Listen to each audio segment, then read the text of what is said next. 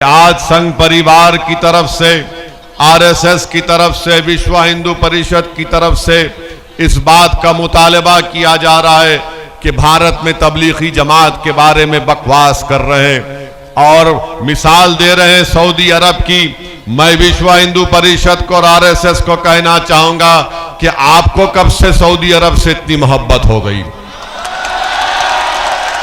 अगर तुमको सऊदी अरब से इतनी मोहब्बत हो गई तो क्या फिर तुम यहां पर हाथ काटोगे चोरी के इल्जाम में? क्या तुम कत्ल के मामले में गर्दन काटोगे? ये विश्व हिंदू परिषद को अचानक सऊदी अरब से मोहब्बत हो गई। हम इनको बताना चाह रहे हैं कि हमको सऊदी अरब से मोहब्बत नहीं है, ना हमको कभी उनसे वास्ता रहा है। हाँ, वहां पर काबतुल्लाह है, वहां पर रसूलुल्लाह सल्लल्लाहु अलैहि वसल्लम का सब्ज गुंबद के मकी का आस्थाना है। तो इसका यह मतलब नहीं है कि हमको सऊदी अरब से मोहब्बत हो गई। आपको मोहब्बत है तो लपटा लो गले, हमको उनसे मोहब्बत नहीं है।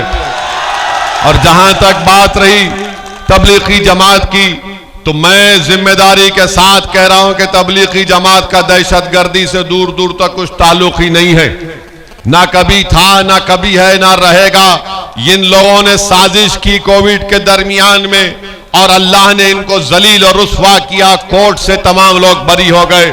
मेरे अजीज दोस्तों और बुजुर्गों, ये बात कहना जरूरी है कि जो काम दावत का किया जाता है, दीन का दावत का काम किया जाता है, वो किसी हुकूमतों का या शख्सियत का मोहताज ना था, ना कभी रहेगा।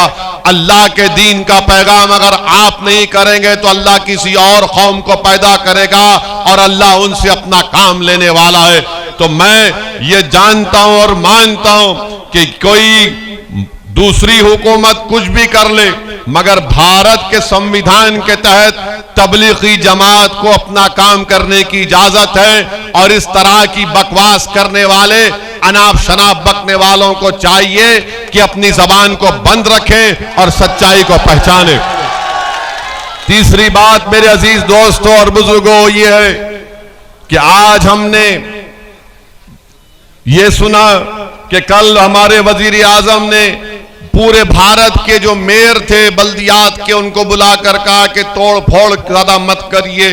हम भारत के वजीर आजम से पूछना चाह रहे हैं, तोड़ फोड़ 6 दिसंबर को किसने की थी? बताओ आप। तोड़ फोड़ की अगर आप बात कर रहे हैं तो फिर आखिर क्यों ज्ञानवापी और मथुरा की मसाजिद के बारे में आप ही से ताल्लुक रखने वाले लोग बकवास करते हैं, जहर आलूदा बयानात देते हैं कि हम दोबारा ज्ञानवापी और मथुरा हमारे एजेंडे में शामिल है। मेरे अजीज दोस्तों और बुजुर्गों, पांचवी बात यह है कि मजलिस इत्तेहादुल मुस्लिमीन अब जब उत्तर प्रदेश में तंजीमी तौर पर मजबूत हो चुकी है और उत्तर प्रदेश के आने वाले असेंबली और विधानसभा के इंतखाबात में मजलिस पूरी ताकत और तैयारी के साथ इलेक्शन लड़ रही है, तो सबके पेट में दर्द हो रहा है, सब परेशान है कि अब क्या होने वाला है। समाजवादी पार्टी की तरफ से ये इल्जाम लगा दिया गया कि मजलिस वोट काटने के लिए आई है, मजलिस बी टीम है। हम समाजवादी पार्टी के ये जिम्मेदारों से पूछना चाह रहे हैं, बताओ अगर मुसलमानों की क़ियादत बनाने का काम और इरादा और नीयत मजलिस रखती है तो इसमें सबको तकलीफ क्यों हो रही है? क्या उत्तर प्रदेश का यादव अखिलेश यादव को अपना नेता नहीं मानता? हर बरादरी, हर जात ने उत्तर प्रदेश में अपनी अपनी एक सियासी लीडर को बनाया या अपनी सियासी क़ियादत को बनाया या अपना नेता बनाया और उनसे इंसाफ भी किया जाता है। उत्तर प्रदेश के मुस्लिम अक़लियत को असदुद्दीन ओवैसी मजलिस के जलसे से पैगाम देता है कि आप उत्तर प्रदेश में 8-9% नहीं है, 11% नहीं है, आप उत्तर प्रदेश में 19% है। आपको अपनी सियासी क़ियादत बनाना है, आपको अपने नुमाइंदों को अपने वोट से कामयाब करना है।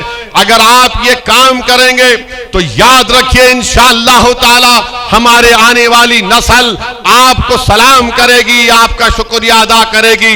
वरना याद रखिए, वरना मेरी इस बात को जहन नशीन कर लीजिए कि भारत में अगर मुसलमानों को अपना जायज मुकाम हासिल करना है, भारत में अगर मुसलमानों को अपनी नाइंसाफी का शिकायत अगर करते, उस नाइंसाफी को खत्म करना है।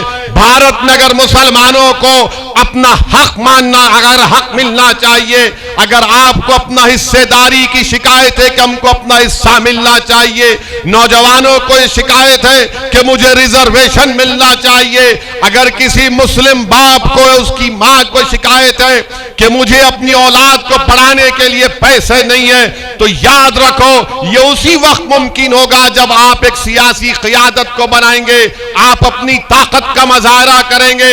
याद रखिए, जिसके पास ताकत होगी उसी के सामने लोग आकर झुकते हैं, जिसके पास ताकत नहीं होगी दुनिया उसकी परवाह नहीं करते।